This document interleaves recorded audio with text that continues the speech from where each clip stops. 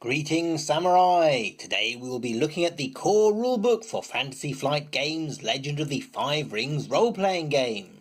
This is the essential text you will need for playing the game. Even if you purchase the starter box, you will still need to upgrade to the core book if you want to progress to the full experience.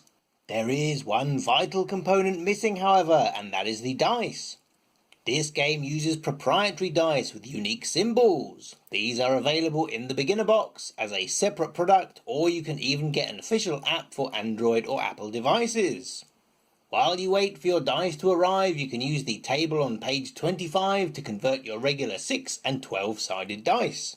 The book itself is a sturdy hardback which is full colour throughout. The paper is thin and has a silk semi-matte finish that should make the colours vibrant but reduce glare. It measures roughly 22 by 28 centimetres or 9 inches by 11 inches and is 24 millimetres or almost an inch thick. It is covered in a matte waxed finish which, if you are careful, is wipe clean.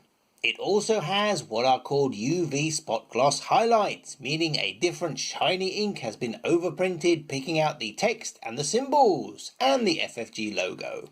It uses the primary red to mark it out as an L5R RPG book, and even though the typeface is quite ornate, it shows good contrast and readability on the spine. There is no bookmark or page ribbon, but this product is case bound, which means that the pages have been sewn into a fabric backing that is glued to the cover. This should prolong the life of the book and stop individual pages becoming loose and falling out. It also means that it opens fully and lays flat on your lap or a table without any damage to the spine. Inside the front and rear covers is a fully glued flyleaf with different designs on the front and rear. The reverse of each is left noticeably blank.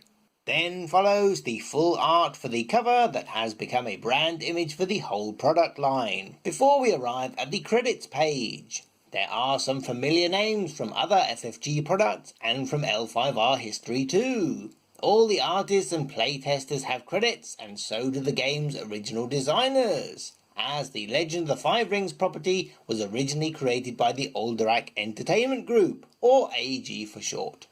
It also has all the trademark and copyright information if you are wanting to make a fan creation, and finally the website where you can get more information and some free downloads. Moving on to the contents page, you can see the book is divided into 8 chapters of highly different lengths and an introduction section detailing the setting. The book is 336 pages long, not including cover and flyleaf, and there are numbers on the bottom of the majority of pages, but not where it would overprint and distract from any artwork. At the back is a 3-column index taking up 4 whole pages. Some page numbers are in bold. Where multiple pages are listed, the bold entry will be the one giving the best definition or the most comprehensive list. For example, trade skills are first introduced on page 141, along with the other types of skill, but page 165 onwards explains how to use them and lists them all in alphabetical order.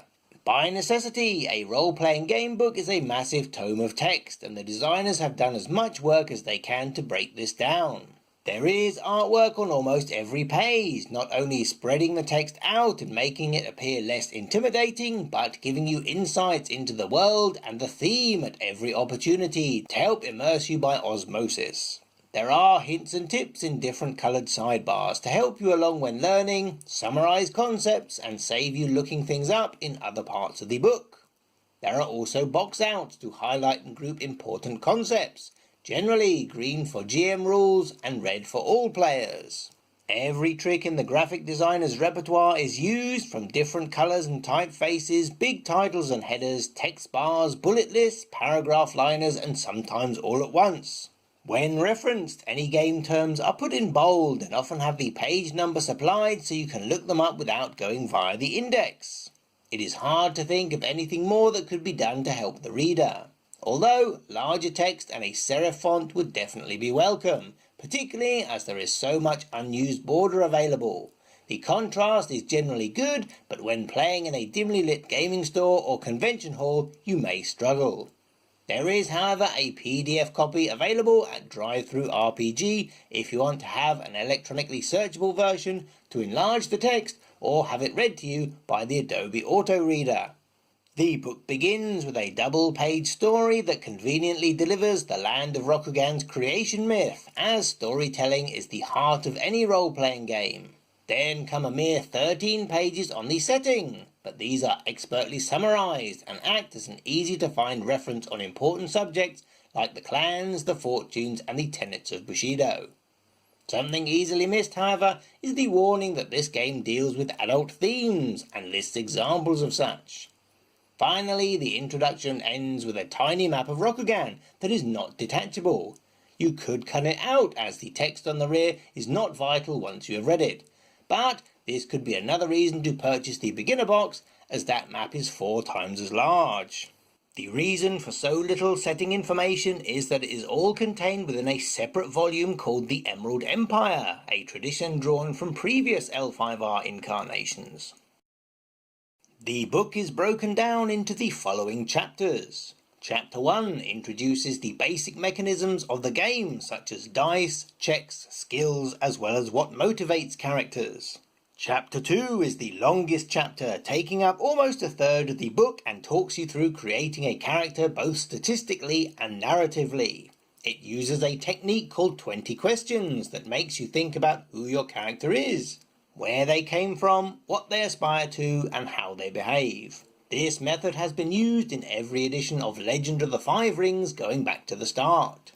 Chapter 3 explains skills, a long list of things your character is good at or not so good at, that they may find themselves doing on a daily basis.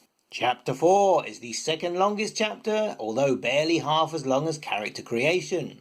Techniques are all the special tricks that your character is taught by their clan, from martial arts through many forms of spellcasting to social and behavioural tactics. And there are definitely no shinobi techniques.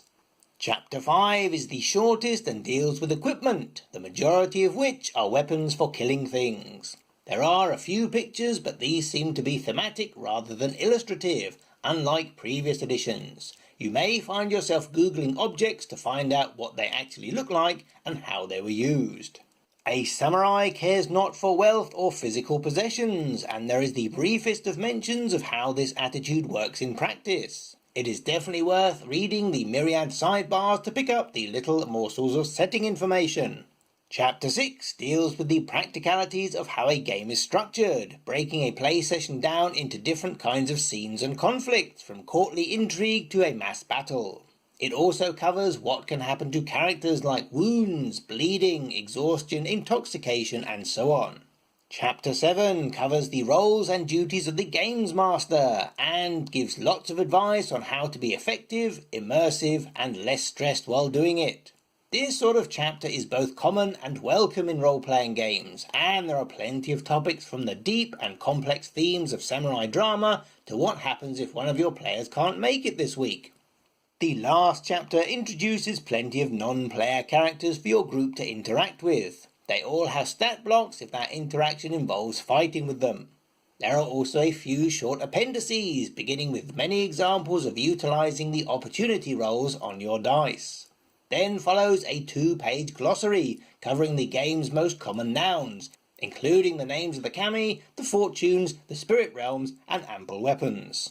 Finally comes a list of reference materials, both historical and fictional, that can help you and your players get into the mindset of feudal samurai in a supernatural setting.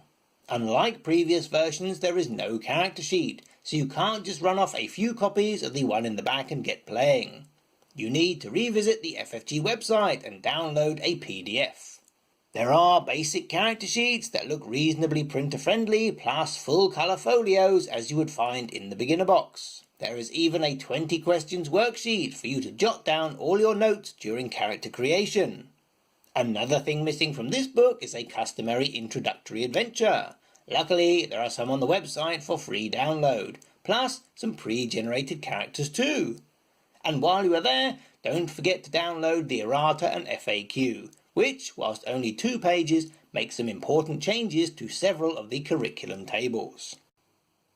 Thank you for watching, Samurai! We hope you found the video informative. Why not check out our other videos to see how else we may be of service.